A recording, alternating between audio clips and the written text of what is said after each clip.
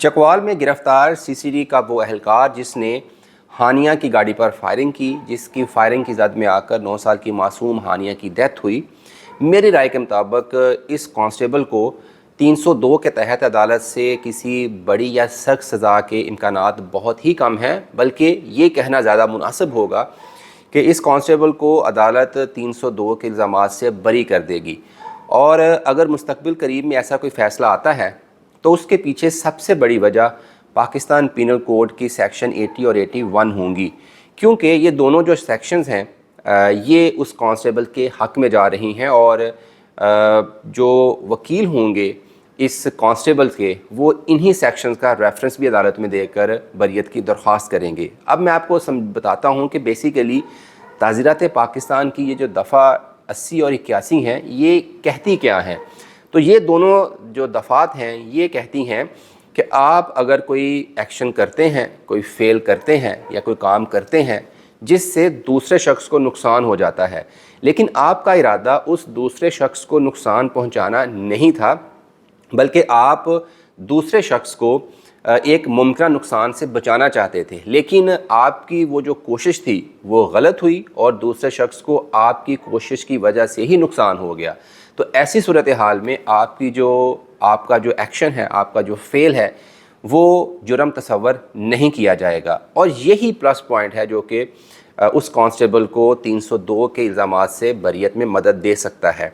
ये आप सेक्शंस का जो मतन है ये सामने रखें और अब हम चलते हैं चकवाल में जहाँ पर ये इंसिडेंट हुआ था और जो मालूमात अब तक सामने आई हैं, जिनमें FIR है, जिनमें मुतासरा फैमिली के बयानात हैं, जिनमें IG पंजाब और एडिशनल IG CCD के प्रेस कॉन्फ्रेंस में दिए गए बयानात हैं, उनको आप सामने रखें तो वो ये कहते हैं कि ये एक ऑनगोइंग रॉबरी थी और उस वारदात को रोकने के लिए, फैमिली को महफूज रखने के लिए CCD के अहलकार की तरफ से मुदाखलत की गई। उस मुदाखलत के दौरान मुल्ज़मान जो कि डाकू थे उन्होंने फायरिंग की CCD के अहलकार पर, जिसके जवाब में जवाबी फायरिंग की गई। और उस क्रॉस फायरिंग के दौरान जो फैमिली थी या फैमिली की जो गाड़ी थी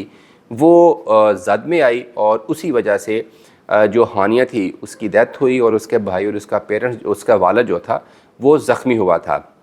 ये जो फैक्ट्स हैं FIR के, फैमिली के बयानात के, ये और जो ताज़ीरात पाकिस्तान की दफ़ा 80 और 81 हैं, ये दोनों सेम ही कैटेगरीज़ में या सेम ही कॉन्टेक्स्ट में फॉल कर रहे हैं और यही आई थिंक प्लस पॉइंट मिलेगा CCD के अहलकार को 302 के इल्ज़ामात से बरियत के लिए। हाँ, ये ज़रूर हो सकता है, जैसा कि कहा भी जा रहा है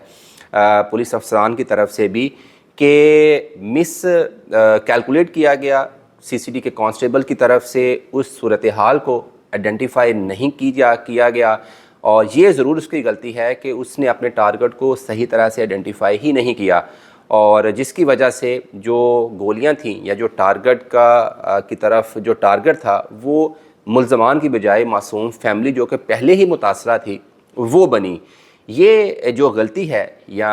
अपने टारगेट को आइडेंटिफाई ना करना या ताकत या फायरिंग बेतहाशा करना, ये सारा कोड ऑफ कंडक्ट की ख़िलाफ़ वर्जी होगी। ये महकमाना जो SOPs हैं उनकी ख़िलाफ़ वर्जी के तहत महकमा जो है इसको सज़ा सुना सकता है, उसको नौकरी से बरतरफ़ कर सकता है, उसके ख़िलाफ़ इख्तियारात का नाजायज़ इस्तेमाल करने का पर्चा कर सकता है। लेकिन जो सेक्शंस FIR में ऐड की गई हैं कांस्टेबल्स के ऊपर 302 की, उसमें सज़ा होने के इम्कानात बहुत कम है और ये कानूनी माहिरीन भी इसमें यही राय रखते हैं। एक सूरत हाल बन सकती है अगर फैमिली अदालत में या फैमिली के वकला अदालत में ये साबित कर दें कि वहाँ पे वारदात नहीं हो रही थी और अगर वारदात हो भी रही थी तो डाकुओं की तरफ से कोई फायरिंग नहीं की गई थी, तो ये सिर्फ CCD अहलकार की तरफ से वन साइडेड, बग़ैर